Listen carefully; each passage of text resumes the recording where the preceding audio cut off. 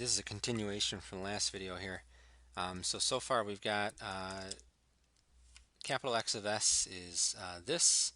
We've defined a function capital F and a function capital G, and we used partial fractions to figure out little f and little g. So now I can put it all together. Little x is going to be minus, and then when you have an e to the minus as in front of a function, it would be u of t minus 1, f of t minus 1. Right, that's going to be the inverse Laplace transform of this guy. Then it's going to be minus u of t minus 1, g of t minus 1. Then it's just going to be plus g of t. Okay, this thing is the same as capital G of S, and so its inverse Laplace transform is this little g. Okay, so this is a piecewise function. Okay, because of the unit step function u.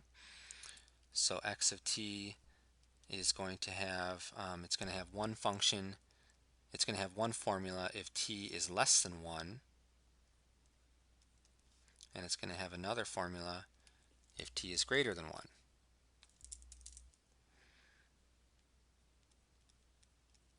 Okay, if t is less than 1, then both of these u functions would be equal to 0, and the whole thing would just be this g of t, which is t minus sine t.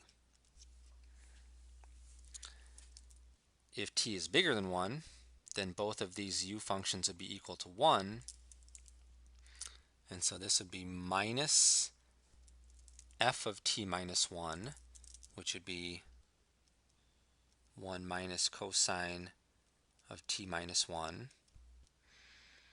minus g of t minus 1, which would be t minus 1 minus sine of t minus 1, plus the g of t function, which is t minus sine t. That's the formula if t is bigger than 1.